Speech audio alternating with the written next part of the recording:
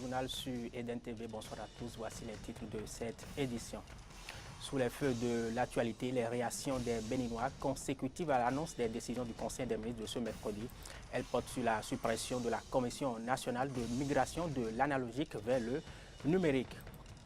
Passe d'armes, il y en a eu encore dans la nuit de ce mercredi au jeudi entre Donald Trump et Hillary Clinton. Les deux candidats à la présidentielle américaine ont participé ainsi au dernier débat télévisé. On sait tout depuis hier des compositions des groupes de la phase finale de la CAN 2017. Algérie, Tunisie, Sénégal et Zimbabwe, voilà celle du groupe B et on a déjà hâte d'être au Gabon.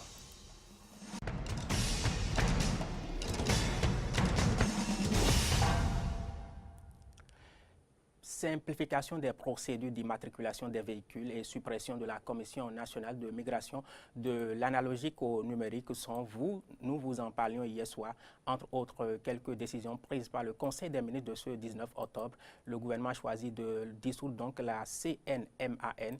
Elle sera remplacée, vous le savez, déjà par un comité de pilotage de la transition à la télévision numérique terrestre avec un effectif plus réduit. Que dire maintenant des réactions que suscite cette décision? Écoutez. Je n'ai pas eu un sentiment particulier, juste que je me suis posé 2 ou 3 questions. Est-ce que la commission suspendue ou supprimée n'est pas allée au bout des objectifs à lui assigner? Je ne saurais répondre. Est-ce que le raté qu'on a constaté le 17 juin 2015 quant au passage du Bénin au numérique, est-ce que ce raté-là a compté? Certainement aussi. Est-ce que les projections faites pour le 17 juin 2018, je pense, sont des projections un peu trop lointaines? Je ne saurais le dire également, mais j'analyse que effectivement on stagnait un peu. On stagnait un peu parce qu'à un moment donné, nous, acteurs des médias, je crois que nous nous posions également beaucoup de questions quant à l'effectivité de ce changement de cap dans le milieu audiovisuel numérique au Bénin. Et donc, ce sont des questionnements qui me sont venus à l'esprit. Je n'avais pas forcément un état d'âme. Et ces questionnements vont certainement trouver des réponses à travers l'analyse faite par chacun et d'autres de ces suspensions. Dans l'actualité également, les réactions de certains chefs d'établissement du supérieur, elles concernent un communiqué leur demandant de se mettre en règle vis-à-vis de leur ministère de tutelle. En fait, le communiqué les présentait implicitement comme n'ayant pas satisfait un minimum de conditions pour l'exercice de leurs activités. Vous allez les entendre, c'est une décision dont ils peinent à comprendre la pertinence. Il s'est susurré de bouche à oreille que le ministère de l'enseignement supérieur veut procéder à la co-signature des diplômes qui sont déposés. Et pour valider les dossiers qui ont été déposés, le ministère a demandé à ceux qui ont déposé des dossiers d'envoyer la liste des enseignants ainsi que les PV de soutenance.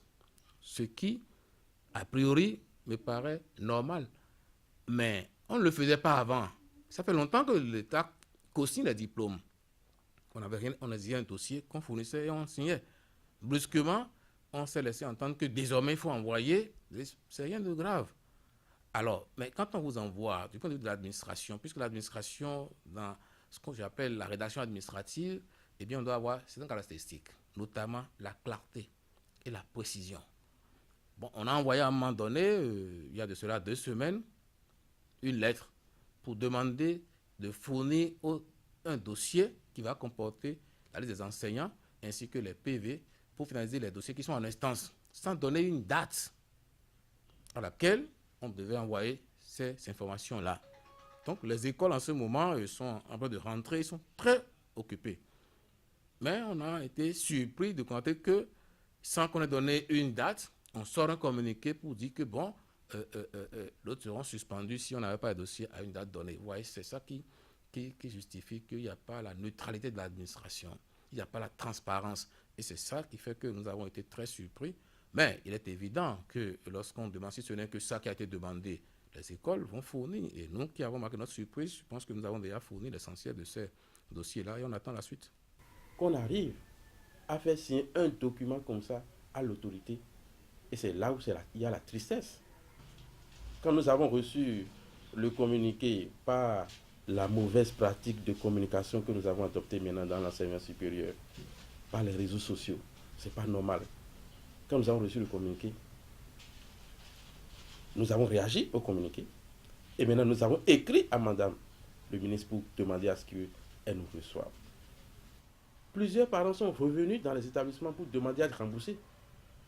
Il y a des promoteurs qui ne peuvent pas aller dans les établissements dès les premiers jours de ce courrier-là. Ils n'ont pas pu rentrer dans leur établissement. Il y a eu des pertes énormes. La réaction des promoteurs, ce n'est pas une réaction en l'air. Pour ce qui nous concerne, nous, les établissements, nous sommes réunis et nous savons que quelqu'un doit payer la facture. Si c'est par voie judiciaire, ça va se faire. Mais quelqu'un doit payer la facture pour permettre à ce que lorsqu'on nomme un cadre à un poste donné, il doit savoir qu'il doit travailler pour le bien de la République. Ce qui s'est passé, on n'a jamais vu ça dans aucun pays. Ça ne s'entend même pas. D'abord, il faut comprendre ce qu'il y a. Quel est le problème? Il s'agit de la co-signature. Parce que la co-signature est une reconnaissance administrative. Ça n'évalue pas la compétence pédagogique, logistique, qualitative de l'établissement. Si vous voulez faire cette évaluation, vous vous soumettez au CAMES, qui a mis en place des structures qu'il faut pour y arriver. Interdiction de circulation à moto dans des marchés de Cotonou, opération de déguerpissement. Ces mesures sont les premières de l'Air Tobola, à la tête de la préfecture du littoral. Plus de 100 jours après son entrée en fonction, quel ressenti ces actions suscitent-elles chez les habitants du littoral? Certains les qualifient de louables et vous allez le remarquer, ce ne sont pas les mots qui leur manquent pour en parler. Je crois quand même que les actions de Tobola sont à saluer en ce sens qu'il n'a pas manqué quand même de prendre des initiatives qui se font déjà sentir sur le terrain, dont les résultats quand même étaient très attendus par le peuple béninois, notamment la population de Cotonou. Il faut souligner aussi qu'une autre action qui a peut-être fait mal parler de lui, c'est sa ligne imaginaire rouge qu'il avait inventée à l'époque. En tout cas, une ligne qui lui permettait quand même d'interdire aux étudiants de marcher, peut-être pour aller délayer à la vol au ministère de l'enseignement supérieur. Il faut souligner aussi au passage que avec toujours dans le cadre de sa gouvernance, je crois quand même avoir entendu qu'il a fait sortir un arrêté préfectoral qui désormais autorise les citoyens béninois à aller faire les emplettes dans les supermarchés à raison de 50 000 francs pour les personnes physiques et plus de 100 000 francs pour les personnes morales. Tobola, le préfet du littoral, est aussi à saluer en ce sens qu'il a pris des initiatives qui pourront dans les jours à venir permettre à notre ville économique, je vais dire Cotonou, de booster un temps soit peu sur le plan économique. Et il est en train de nettoyer Cotonou et toutes ces initiatives sont louables. Si c'était Tobola qui était à la préfecture de Cotonou depuis lors, Cotonou serait changé de visage. Et vous voyez, la jeunesse est très ambitieuse. Il a prouvé son talent en tant que jeune pour l'innovation et le développement de la commune, du département qu'il dirige et qui n'a qu'une seule commune. Et ce département est un département qui regorge tous les problèmes de ce pays, le Bénin. L'insalubrité, l'insécurité grandissante, tout et tout. Il a su gérer ce qu'il peut faire de son mieux. Mais nous sommes dans un pays où le Béninois veut quelque chose de bon et en même temps son contraire. Je pense qu'il y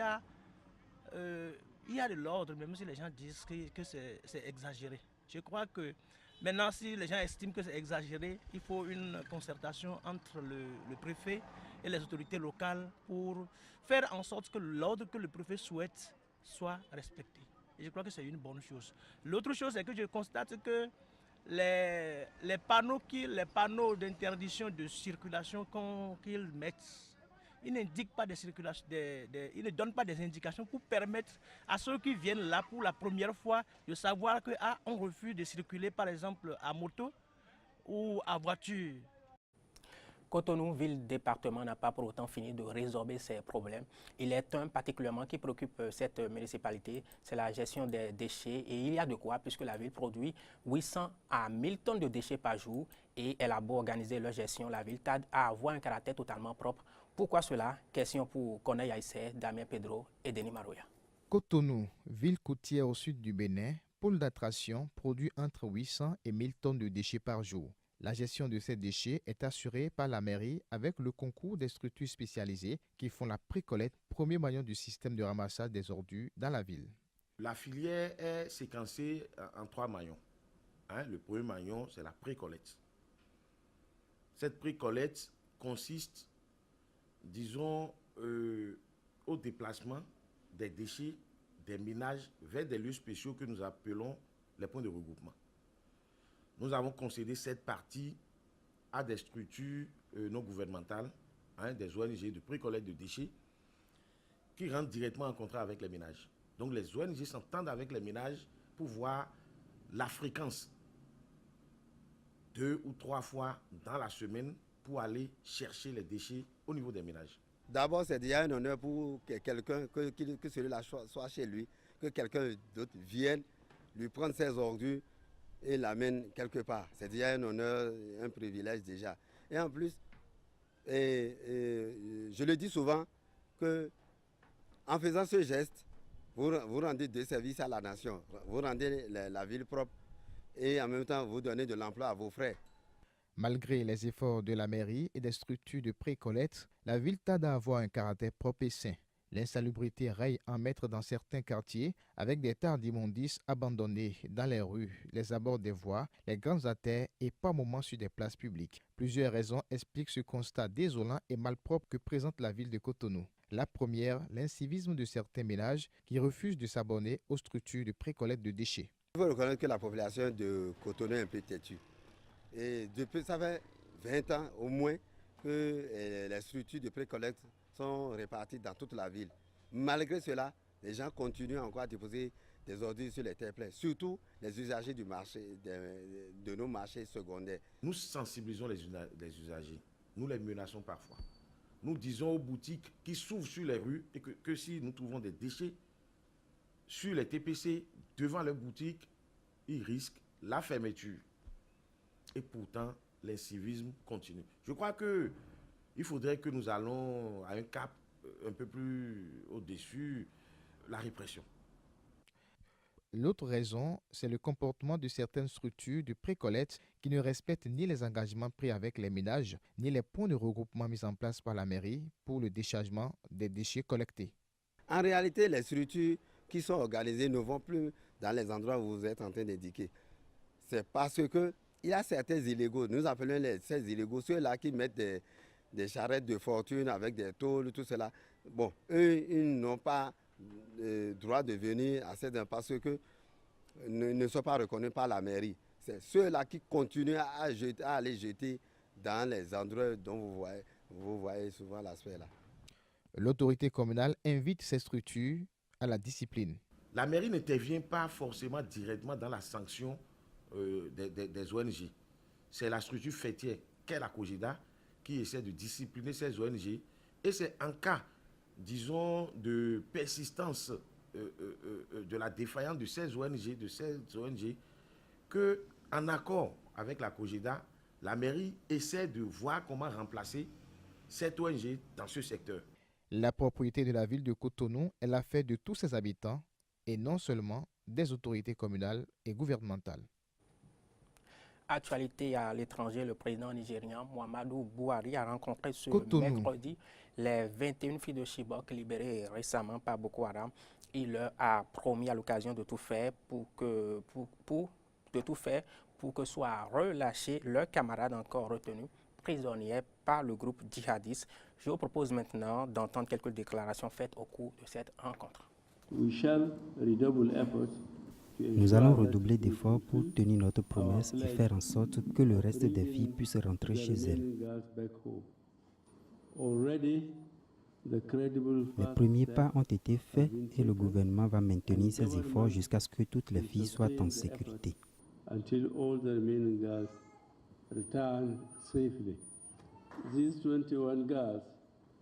Les 21 filles auront accès à une attention et un soutien médical, nutritionnel et psychologique adéquat.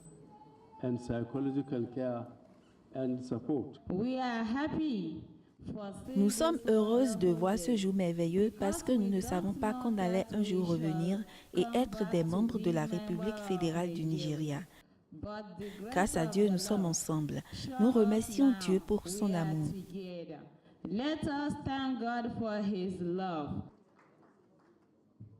Cela se passait il y a 30 ans, le décès du premier président du Mozambique, Ilan Samora Machel. Il avait rendu l'âme dans un accident d'avion. C'était l'événement de la nuit dernière aux États-Unis d'Amérique, le troisième et dernier débat télévisé de la présidentielle. Ce face-à-face, passe-d'âme a été marqué par le suspense que Trump a voulu entretenir au sujet de son acceptation des résultats du scrutin du 8 novembre prochain. Je vous propose maintenant d'entendre les réactions des camps des deux candidats. J'ai été stupéfait par le fait que Trump n'accepterait pas le résultat. Quand la campagne a débuté et qu'ils étaient 17, tous ont dit qu'ils soutiendraient le candidat investi, sauf lui. S'il ne gagne pas, alors c'est truqué. Il ne veut pas jouer selon les règles, juste les siennes. Il a été très bon ce soir. Il a remporté ce débat sur les questions importantes pour les gens, comme l'immigration. Aucun doute là-dessus. Il a été clair et ferme. Il propose une politique que les Américains attendent depuis 30 ans. Je crois que c'était très bien car il a été davantage question de ce qui intéresse les gens. Ils n'ont pas par contre toujours parlé d'indépendance énergétique qui est mon truc. Donc je souhaite que pendant les 20 prochains jours, les candidats parlent de l'importance de développer les ressources que Dieu nous a données pour que l'on ne soit plus dépendant de l'OPEP ou de qui que ce soit. Sport, on connaît depuis hier les compositions des groupes de la CAN 2017. Voici celle du groupe de la mort, la poule B. Algérie, Tunisie, Sénégal et Zimbabwe. Le pays organisateur dans le groupe A avec le Cameroun, le Burkina Faso et la Guinée-Bissau. Coup d'envoi de la CAN gabonaise le 14 janvier 2017 et j'espère qu'il vous tarde comme moi d'y être. Nos informations sont aussi à suivre sur les réseaux sociaux Facebook et Twitter et sur notre site internet. Merci de nous avoir suivis.